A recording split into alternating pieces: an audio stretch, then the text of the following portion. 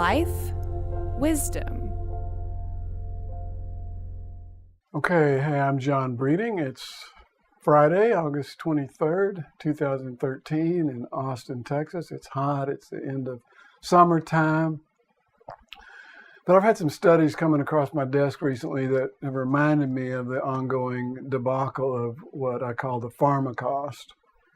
You know, the deliberate and ongoing destruction of people's lives based on the fraud of biological psychiatry and the administration of various toxic psychiatric drugs to millions and millions and millions of people. The fallout from that we call the pharmacost. So I want to talk specifically a little bit about the different classifications of or categories of psychiatric drugs, and I want to talk about each of them briefly in terms of so-called efficacy or effectiveness and safety or dangerousness. So safety and efficacy of these different classes of psychotropic drugs. The best resource I want to just mention real quick for anybody who really wants to take the time, and that's what's necessary to really understand anything, is to take the time to thoroughly investigate it and study it yourself. Robert Whitaker's 2010 book, Anatomy of an Epidemic. As far as I know, it's still the best single resource for reviewing these different classes of drugs and looking at issues of danger and ineffectiveness. So really, really recommend it for anyone who wants facts and information as opposed to propaganda and public relations. Okay, so first of all, as a context, I like to quote Peter Breggin, who said something to the effect that it is an incontrovertible fact that not one problem routinely seen by psychiatrists has been scientifically demonstrated to be of biological or genetic origin. That's a radical statement if you pay attention at all to the ongoing stream of information that says mental illness is biological, that depression is a chemical imbalance, you know, that bipolar is hereditary, that all these things are chemical imbalances, biological, genetic, hereditary, right? It's as if these are facts, whereas the truth is they're opinions, theories. None of that has been demonstrated scientifically. Not one of these mental illness classifications is tested in the sense of an objective test of an indicator of any kind of physical or chemical abnormality. There's a theory, there's an assumption. The science is not there. To quote Fred Bauman, neurologist, talking in the context of so-called ADHD, attention deficit hyperactivity disorder, it's a total, complete, 100% fraud. That's a provocative statement. You shouldn't believe me any more than you should believe, you know, the American Psychiatric Association. But you would be well behooved to consider that my statement is worth checking out and then doing your own thorough research and investigation. And I'm going to give you my perspective on it based on my review of the research evidence. Okay, first, stimulant drugs, right? Basically uppers. Most popular, very popular. Main drug of choice that adult America has decided to give to child America. Stimulant drugs, more simply called speed. In my day of growing up, and I'm 61 years old, the saying was speed kills, you know. Nowadays it's called Ritalin is medicine for children. Adderall is medicine for young people. Speed kills. Ritalin, Adderall, speed. Virtually identical to methamphetamine and crystal speed and cocaine in the effects profile. The one is called a medicine, the other a criminal drug and a poison, but they're the same virtually chemically. In terms of efficacy, what's important to remember with the stimulant drug treatment of so-called ADHD is still today, there's no evidence of positive long-term gain on any outcomes. Speed has a very powerful long-term effect, which is deleterious. It has a powerful short-term effect for a lot of people called a narrowing of focus of attention and concentration. It's a productivity drug. Some people like that. School teachers and parents sometimes like that. but it's not a medicine. It's the same effect of why America loves coffee, why America loves stimulants. It has that effect. It's the effect of speed. The dangers are rampant. Toxic to virtually every organ system in the body, especially the heart, which is where you get the deaths from and the cardiovascular deterioration. They also cause psychosis in some people. They cause violence in some people. Some people get suicidal. They stunt growth in children. They inhibit growth. They suppress growth, including growth of the brain. There's a zombie effect that comes in for children. There's a whole host of terrible things that can happen. The most desired effect is that your child becomes a happy little productivity thing and can fill in those worksheets for a while. But the price you pay is that your child becomes labeled as defective, takes that internally, and loses the opportunity to develop their character, to develop their ability to handle life with what they have. You also lose the tendency to search for what might really be going on if there is a problem. Instead, it's explained, that's just the ADHD. As opposed to what's going on physically, what's going on emotionally, what's going on educationally, what's going on spiritually in terms of meaning and purpose, what's going on in that family, what's going on in the relational life of that child. Those are big questions and important questions. It's a shame and a disgrace that they get reduced to say, I'm going to give speed to this child. Ritalin, Adderall, that's not medicine for a sick child. That is poisoning of a stigmatized child. That's my perspective. The evidence is that there is no evidence scientifically that anything's going on biologically or genetically with that child. The diagnosis is based on behavior. And the evidence is very clear that the drugs are dangerous, especially over time. A lot of times what you see is a pattern where you start with stimulant drugs for ADHD. Pretty soon, it's not working that well. It's tolerance, withdrawal, dependency. So you add another drug, maybe go up to an antidepressant, and then maybe child's not sleeping so well, so you add a sleeping drug on the downside.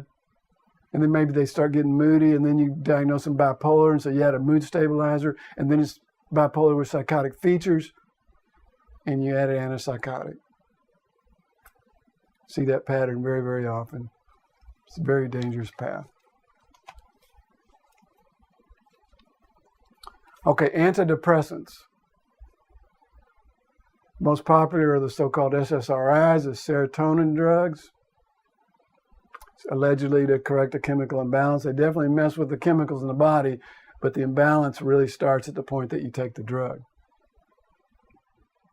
In terms of effectiveness, it's good to know that they're about as effective as a placebo in all the studies.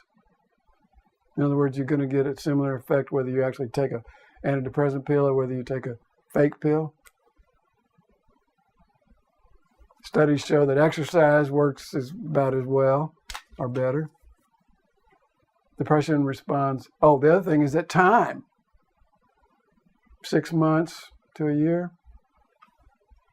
You're as good a shape whether you do any so-called treatment or not. Depression is about emotion. It's about relationships. Sometimes it's about physicality in the sense of blood sugar or something like that. But it's not about some alleged biopsychiatric chemical imbalance. There's no evidence of that.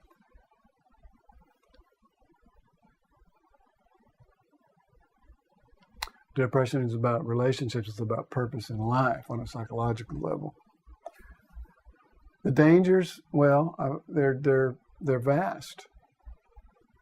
The drugs are highly addictive. They're very difficult to withdraw from. Withdrawal can be dangerous if done suddenly. The liver and body has to process all those toxins.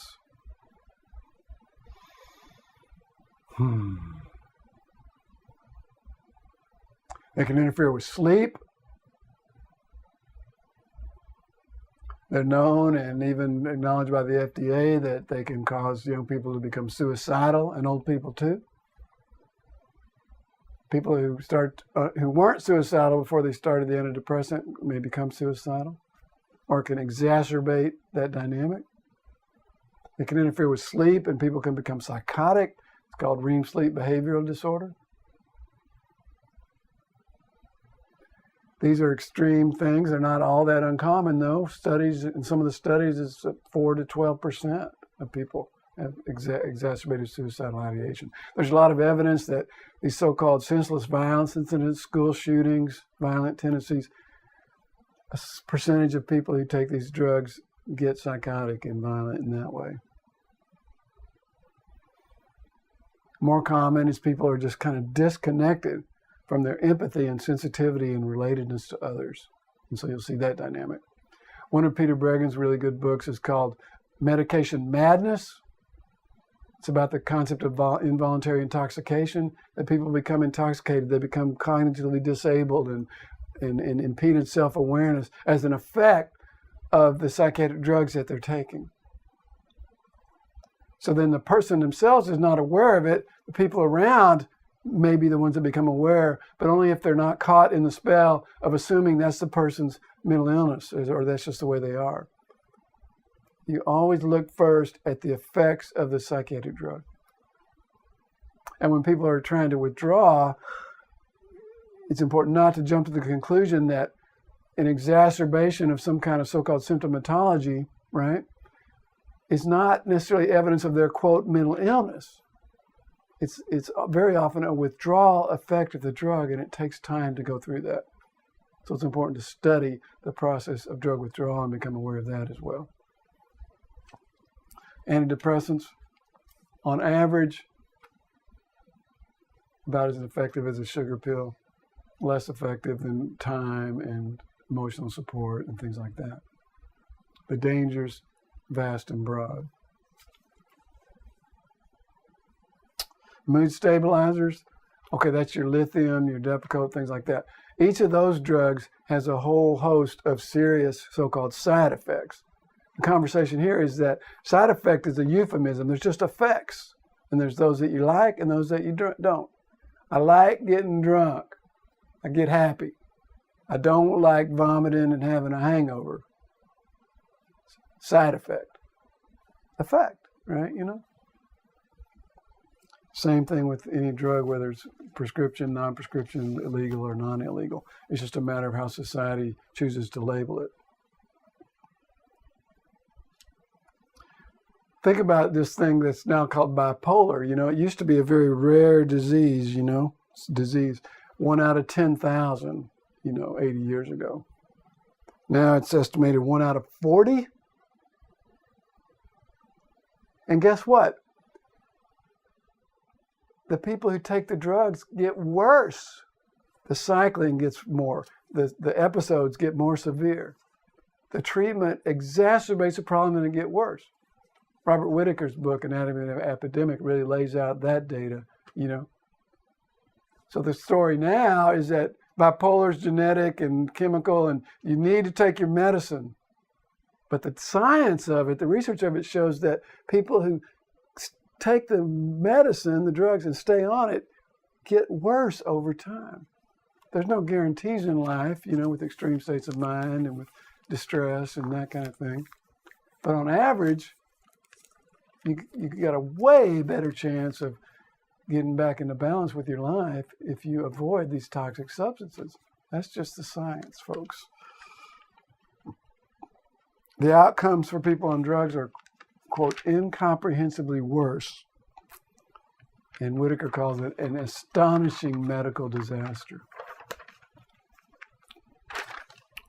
One more class of drugs is so-called antipsychotics.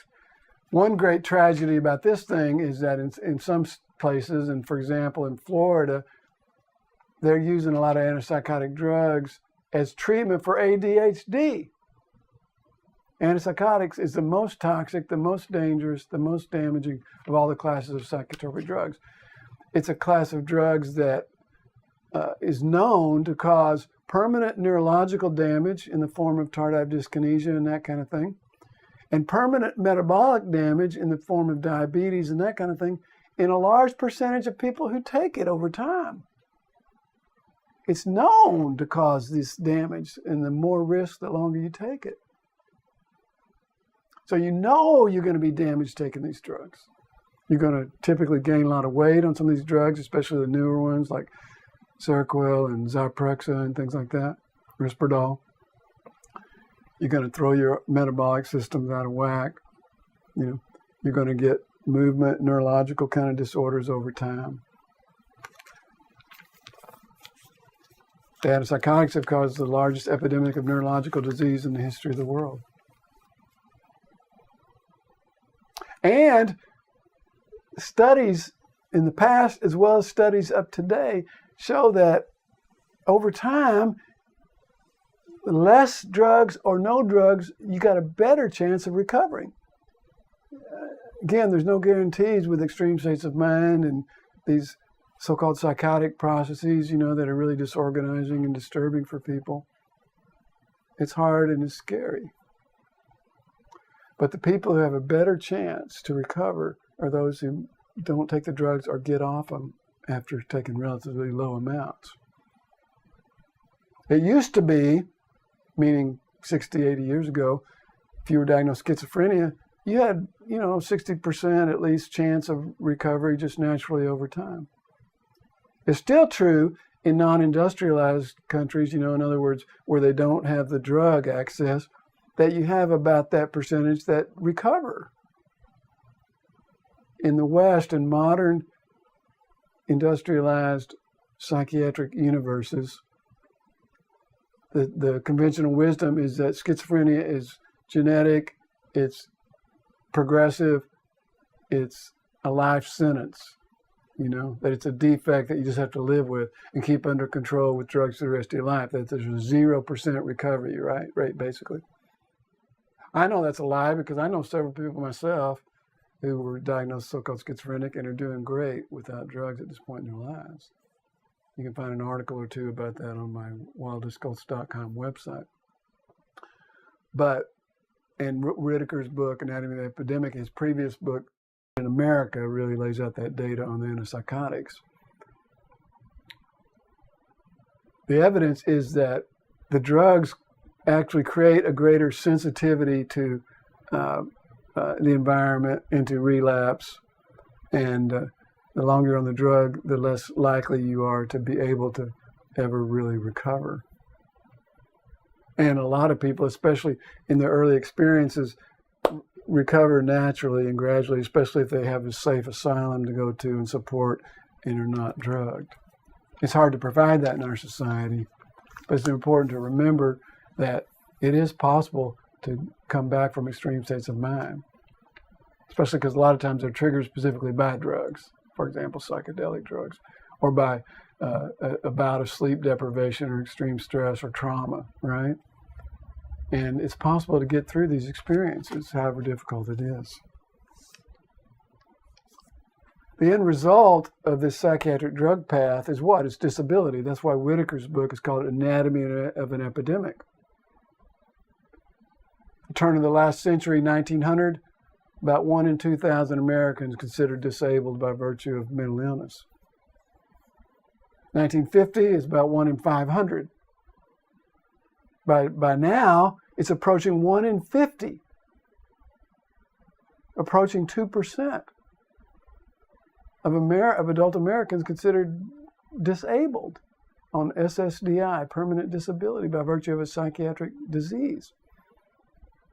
Whitaker lays out the evidence, and I think it's pretty strong, that the main factor, there's other factors, of course, but the main dominant factor in there is that this path of becoming a chronic mental patient and becoming damaged and disabled by long-term drug use creates disability and unable to work and produce and be effective in life. Nowadays, it starts with the psychiatric drugging of children. More and more children become disabled and are labeled disabled. More and more adults who take these drugs over time become doomed to a lifetime of being on the disability rolls and taking drugs for the rest of their life, and then dying much sooner as a result. So this is data, this is information, okay? There's a lot of research that are available on my website, wildestcults.com, Robert Whitaker's book I've mentioned today, Peter Bregan's work. There's a lot of other information out there if you want to take the time to study and educate yourself. my message now is that the basic propaganda of biological psychiatry, that problems in living are due to this biological genetic defect called mental illness, is not scientifically demonstrated. It's a theory that supports an industry called the pharmaceutical industry that is a multi-mega billion trillion dollar industry, and the product points are people, and in order for that to happen, they need to be stigmatized and accept themselves, or be forced to accept themselves as defective, mentally ill, and then get down this lifelong line of being a product point for all these various drugs. There's better ways to help people. That's a lot of what my work is about. I'm just putting out the warning today and the reminders about these different classes of psychiatric drugs, and the fact that in general they work to damage people. They're very unsafe, and they do not work in the sense of helping people get their lives back and reemerge into their power and happiness. All right? Thank you.